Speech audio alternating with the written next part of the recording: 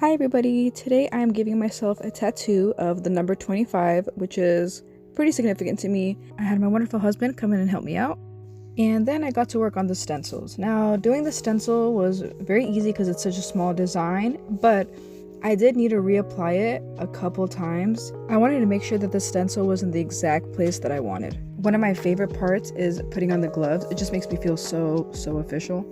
And you might be noticing that I'm getting a lot of paper towels already, but that's because I always run out in the middle of my tattoo, so I just thought that I would make sure that I had enough. So now I'm starting to put together my machine right after I figure out this plastic bag. This is one of my favorite parts. I really just enjoy the process of like mechanically putting it together.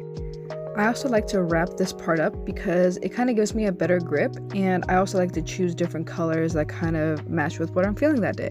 This also just kind of makes sure that it's all sanitary and that there's no contamination. So now I'm just going to shave the area, get everything super clean, super ready, and apply the stencil, which, like I said in the beginning, I needed to reapply I think maybe like 4 or 5 times because I couldn't get quite the right angle that I wanted, and it was pretty hard to keep taking on and off because the ink gets so stuck, and for some reason the paper kept floating up like that, which was really weird, but whatever. So once I got the stencil on exactly the way that I wanted to, I went ahead and got started. I just used a 3RL. I just wanted a really small tiny tattoo, something really small and dainty. Now, the paint scale on this was actually not too bad.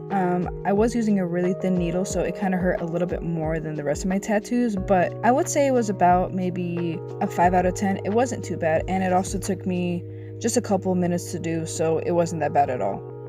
In my other video, I tattooed my thumb, and I talked about how difficult it was to actually get the right angle, and this angle was so much easier.